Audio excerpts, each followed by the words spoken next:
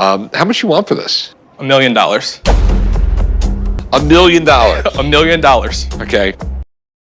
The first seller walked in with something that immediately caught Rick's attention. Thousands of ounces of silver, stacked in coins and massive bars. I got some 90% silver dimes over here, some quarters. I got these bars, and this thing alone is almost 75 pounds. According to the seller, most of the collection consisted of pre-1964 U.S. coins, which are valuable because they're almost entirely silver. It's really important for me to scan all the edges on these to make sure there's no modern coins in here. When you look at an edge of a quarter or a dime today, you see copper and nickel. Pre-64, all silver. No copper. Rick then went on to weigh the coins, and the total came out to 3,372 ounces of silver. So what do you want to do with it? I want to sell it.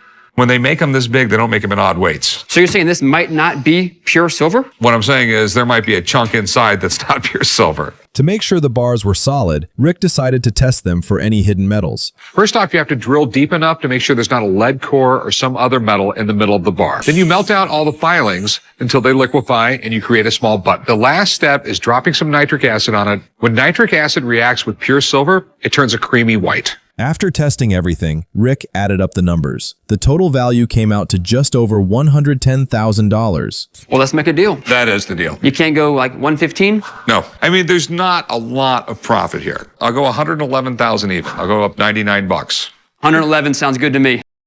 The next seller brought in a gold bar he found while going through family belongings. Where in the world did you get this? Grandma just passed away a few months ago. We were cleaning things out, and we found this thing. Rick immediately recognized it as real gold and estimated its melt value at around $24,000. When you've been a pawnbroker as long as I have, you know real gold when you see it. And judging by the weight of it, there's a lot of it. Rick noticed the bar had unusual markings and a white crust, making him wonder if it was more than just gold, possibly even shipwreck treasure. I mean, it looks like shipwreck stuff. You mean like buried treasure? It could be, yeah. I buy gold from people every day, but I never have gold bars from a shipwreck walking to my shop. This thing might not be worth its weight in gold. It might be worth way more. To get real answers, Rick called in a marine salvage expert to examine the bar. Well, what you've got here are the finest markings. These particular stamps I recognize from the 1500s. The expert confirmed the buildup was real coral, which means the bar had sat underwater for decades. This thing was underwater for a long time, and this is definitely shipwreck treasure. Okay. Sweet.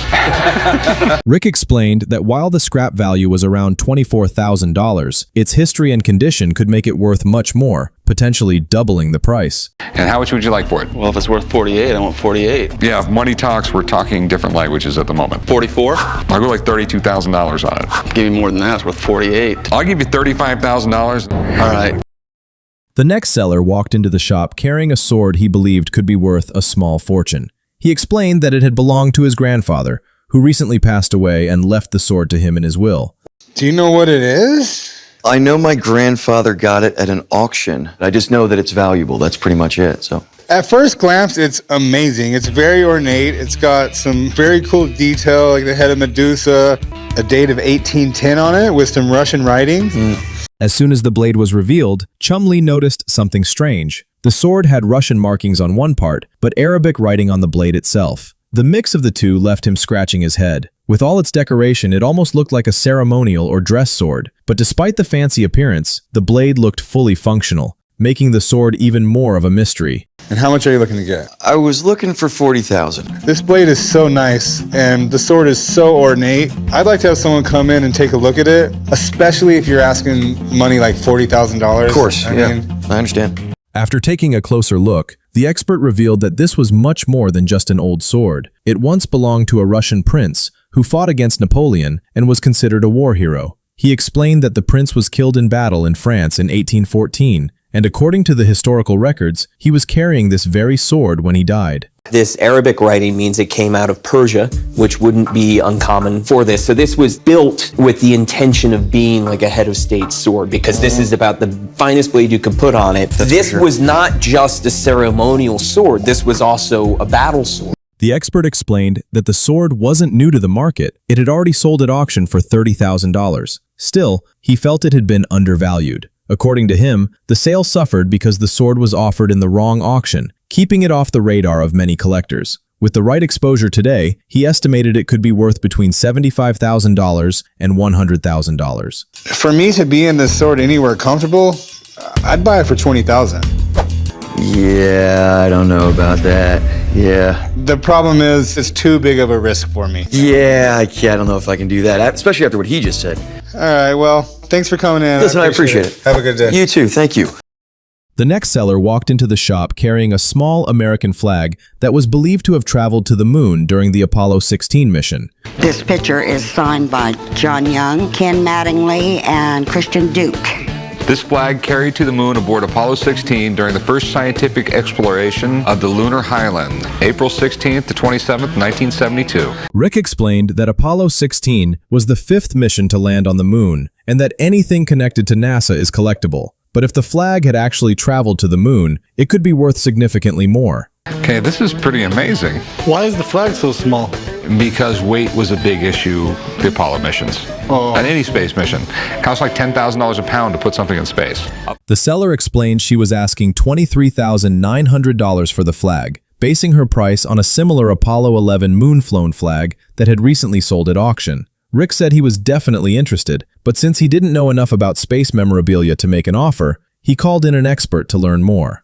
Now, I've seen a number of flown flags. They were given away to senators and congressmen. You know, given the size restrictions they had on the flights, these are the types of flags that they carried. All of the astronauts were allowed to take up a small bag. It was called a personal preference package, and you could take along some souvenirs. After examining the flag, the expert said everything looked promising. The size and type matched what he would expect from a moonflown flag, suggesting it could be genuine. However, he cautioned that the signatures still needed authentication, since he wasn't a handwriting expert. So Rick called in a handwriting specialist to take a closer look. Those signatures right there. They could have been auto-pen, they could have been stamped. It's a very strong possibility. All the Apollo missions, they signed very few autographs. These are very busy guys. You know, auto pens are just so common, it's unbelievable.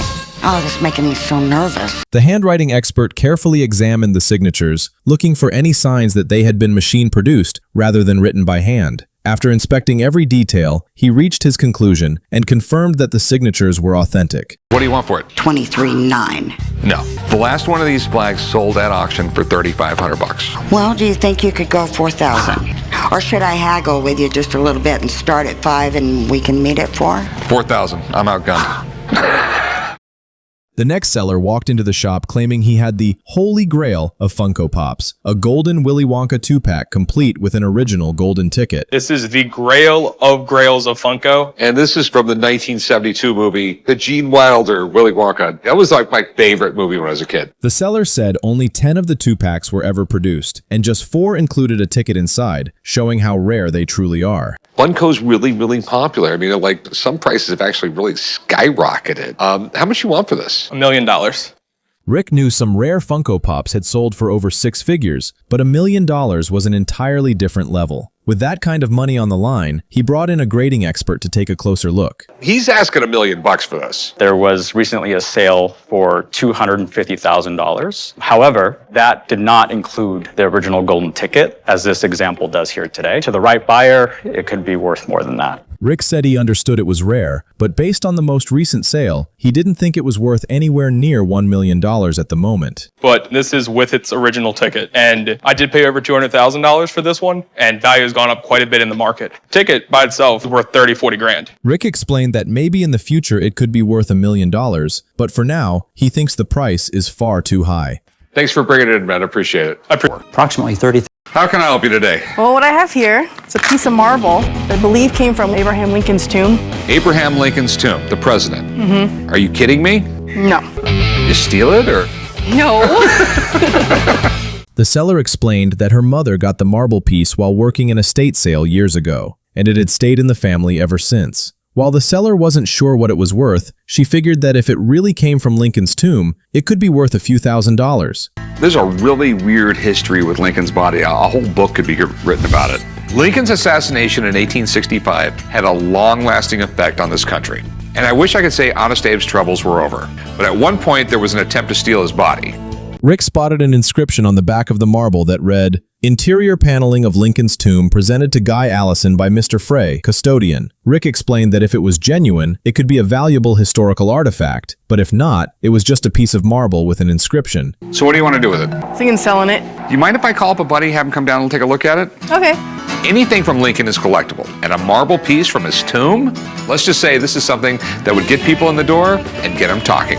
The expert explained that the Lincoln Monument in Illinois was built in the 1870s on unstable ground with natural springs, and over time, it began to sink. Because of this, it was rebuilt in 1931, including much of its marble interior. That mattered because original interior marble could have been removed during the renovation, making any authentic piece a potentially significant part of American history. How do I know that one's from Lincoln's tomb and someone just didn't write that? This is right. The interesting things to me is the fact that it was given to Guy Allison. Guy Allison wrote a book about the Gettysburg Address. Fay was the custodian of the Lincoln Monument. So my opinion is, yes, this is real. With authenticity established, the seller asked $25,000 for the marble. Rick called it insanity and said he couldn't consider it. He noted that while it came from Lincoln's tomb, it wasn't personally owned or used by Lincoln, which made it far less appealing to collectors.